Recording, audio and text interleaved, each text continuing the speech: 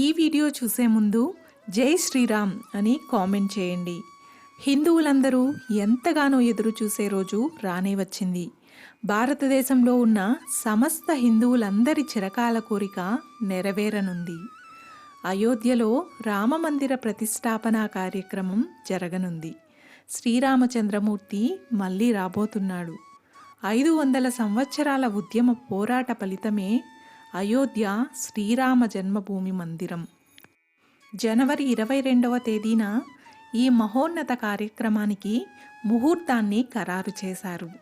ఇప్పటికే రామమందిర నిర్మాణం పూర్తయింది.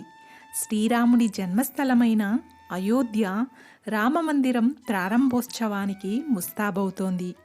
ఏర్పాట్లు వేగంగా జరుగుతున్నాయి. ప్రపంచ నలుమూలల నుంచి సీతారాములకు బహుమతులు అందుతున్నాయి. ఆలయ ప్రారంభోత్సవం, ప్రాణప్రతిష్ఠకు ఇప్పటికే శుభముహూర్తం నిర్ణయించారు. ప్రాణప్రతిష్ఠ ప్రధాన కార్యక్రమం 2024 జనవరి 22న మధ్యాహ్నం 12:20 జరగనుంది.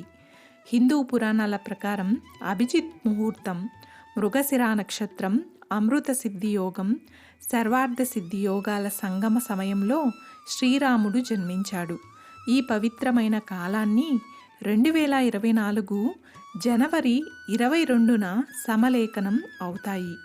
ఈ కాలం ప్రాణప్రతిష్ఠకు లేదా అయోధ్యలోని రామమందిర ప్రతిష్టాపన వేడుకకు అనువుగా ఉంటుంది. అభిజిత్ ముహూర్తము అనగా వేద జ్యోతిష్య శాస్త్రం ప్రకారం అభిజిత్ ముహూర్తం రోజులో అత్యంత పవిత్రమైన శక్తివంతమైన సమయం. ఇది దాదాపు 48 నిమిషాల పాటు ఉంటుంది. 2024 జనవరి 22న అభిజిత్ ముహూర్తం మధ్యాహ్నం 12:16 ప్రారంభమై మధ్యాహ్నము 12:59 ముగిస్తుంది. ఈ కాలంలో శివుడు త్రిపురాసురుడు అనే రాక్షసుణ్ణి సంహరించినందున హిందువులకు ఇది శుభ సమయము. హిందూ పురాణాల ప్రకారం ఈ కాలం ఒకరి జీవితం నుంచి ప్రతికూల శక్తులను తొలగిస్తుంది. అలాగే అయోధ్య నుండి వచ్చిన అక్షింతలను సాక్షాత్తు శ్రీరామచంద్రుని ఆశీర్వాదంగా భావించాలి. ఈ అక్షింతలు మన ఇంటికి వచ్చినప్పటి నుంచి నిత్య దీపారాధన ఖచ్చితంగా చేసుకోవాలి.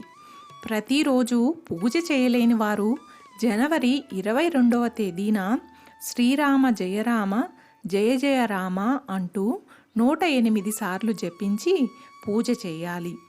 అలాగే అయోధ్యలో శ్రీరామ విగ్రహ ప్రతిష్ఠ జరిగిన తరువాత ఆ అక్షంతలు రామచంద్రుని ఆశీర్వాదంగా భావించి కుటుంబ సభ్యులందరూ అక్షితలను తలపై వేసుకోవాలి.